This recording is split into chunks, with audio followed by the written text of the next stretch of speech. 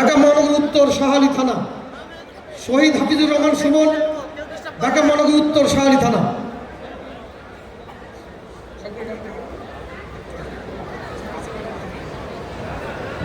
মাননীয় প্রধান অতিথি, আপনি যদি অনুমতি দেন, আমরা আমাদের এই ৭৮টা শহীদ পরিবারের জন্য আমরা একটা আর্থিক সহযোগিতা আর একটা খাম দিতে চাই এখানে বসা অবস্থায়।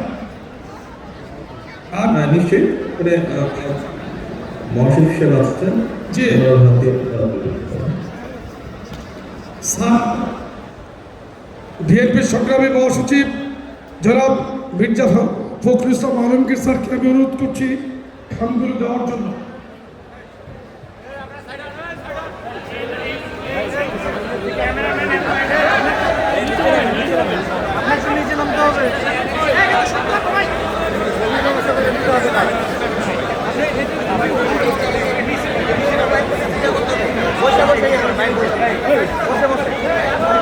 ভাই ভাই নিচে বসে,